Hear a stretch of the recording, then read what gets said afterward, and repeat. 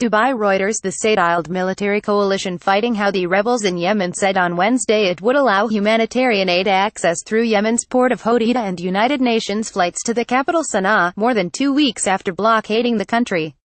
The coalition closed air, land and sea access to the Arabian Peninsula country on November 6 to stop the flow of arms to the Houthis from Iran. The action came after Saudi Arabia intercepted a missile fired toward its capital Riyadh. Iran has denied supplying the Houthis with weapons.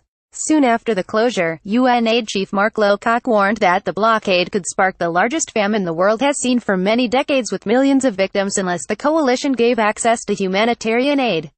The Saudiled coalition said in a statement on Wednesday that from November 23 the Red Sea port of Hodeidah would be reopened to receive food aid and humanitarian relief, and Sanaa airport would be open for UN flights with humanitarian relief. "We're monitoring these developments," UN spokesman Farhan Haq told reporters in New York. "If that were to happen, that would be a very welcome and critically important development. We made clear the tremendous amount of needs on the ground," Haq said. Earlier this month the coalition said it would allow aid deliveries through the government-held port of Aden.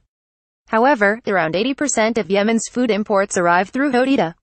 The United Nations has said some 7 million people in Yemen are on the brink of famine and nearly 900,000 have been infected with cholera, a waterborne disease that causes acute diarrhea and dehydration.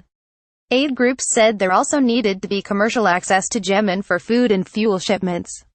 Humanitarian aid alone cannot meet the needs of Yemenis who are unjustly bearing the brunt of this war, Paolo Cernuschi, Yemen country director at the International Rescue Committee, said in a statement. Jan Egeland, Secretary-General of the Norwegian Refugee Council and a former UN aid chief, posted on Twitter, "We need all ports to open and access for commercial, food and supplies to large civilian population. Humanitarian aid alone cannot avert hunger." The International Committee of the Red Cross ICRC said on Wednesday that it had evacuated from Sanaa 5 staff members in need of urgent medical assistance.